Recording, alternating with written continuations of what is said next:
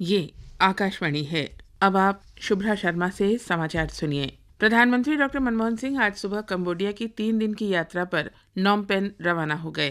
प्रस्थान के समय अपने वक्तव्य में डॉक्टर सिंह ने कहा कि आसियान देशों के बीच व्यापक क्षेत्रीय भागीदारी और सदस्य देशों के बीच मुक्त व्यापार समझौते के बारे में बातचीत इस वर्ष शुरू की जाएगी।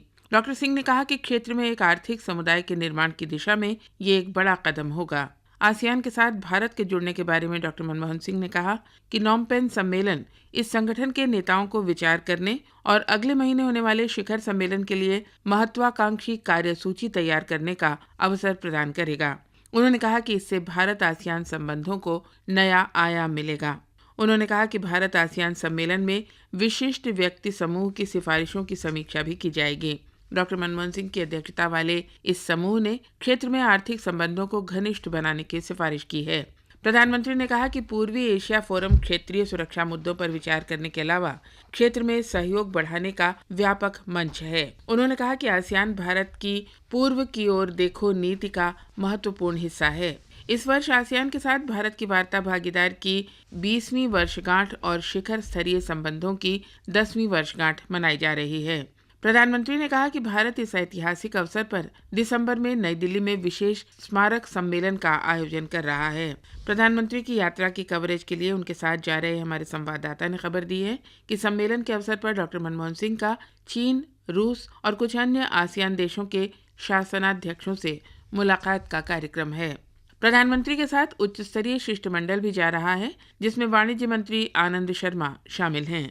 डॉक्टर मनमोहन सिंह इस क्षेत्र में समुद्री डकैती से उत्पन्न खतरे को देखते हुए समुद्री सुरक्षा पर भी बातचीत करेंगे। पूर्वी एशियाई क्षेत्र में अंतर्राष्ट्रीय जल क्षेत्र का इस्तेमाल करीब 50,000 जहाज करते हैं।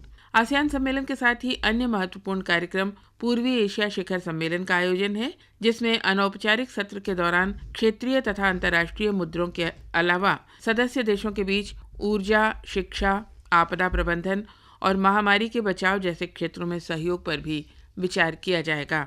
शिवसेना के संस्थापक अध्यक्ष बाला साहेब ठाकरे की अंतिम यात्रा आज सुबह मुंबई के उपनगर बांद्रा स्थित उनके निवास स्थान मातोश्री से शुरू हुई, जिसमें पूरे महाराष्ट्र से आए हजारों शोक संतप्त शिव सैनिक हिस्सा ले रहे हैं। उनका पार्थिव शरीर अंतिम संस्कार के लिए उनके निवास स्थान से बाहर लाया गया। इसे एक बड़े जुलूस के साथ पहले दादर स्थित पार्टी मुख्यालय सेना भवन ले जाया जा रहा है और बाद में लोगों के अंतिम दर्शन के लिए शिवाजी पार्क रखा जाएगा। अंतिम संस्कार आज शाम शिवाजी पार्क में किया जाएगा, जहां वे 1966 से करीब 4 दशक तक पार्टी कार्यकर्ताओं को संबोधित करते रहे। राज्य सरकार उन्हें राजकीय सम्मान देने की घोषणा पहले ही कर चुकी है। राज्य भर में विशेषकर मुंबई में सुरक्षा के व्यापक प्रबंध किए गए हैं। शहर में 20,000 से अधिक पुलिसकर्मी तैनात किए गए हैं।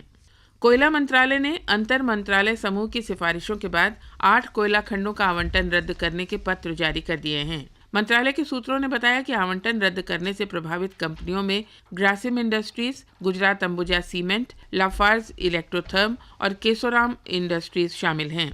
सरकार ने निर्धारित समय सीमा में कोयला खंड विकसित न किए जाने के कारण इनका आवंटन रद्द किया। इस देरी के लिए कोई संतोषजनक कारण नहीं दिया गया था। केंद्रीय सूचना और प्रसारण मंत्री मनीष तिवारी ने कहा है कि केंद्र सरकार राष्ट्रीय ग्रामीण स्वास्थ्य मिशन की तर्ज पर एक शहरी स्वास्थ्य मिशन शुरू करने पर विचार कर रही है। शहरों में रहने वाले लोग इस योजना से लाभान्वित होंगे। असम में कोकराझार जिले में आज 4 घंटे के लिए सवेरे 10 बजे से दोपहर 2 बजे तक कर्फ्यू हटाया गया है। बड़ी संख्या में लोग घरों से बाहर निकलकर खरीदारी कर रहे हैं। इस दौरान सड़कों पर वाहन भी चल रहे हैं। इसके साथ ही ये समाचार बुलेटिन समाप्त हुआ।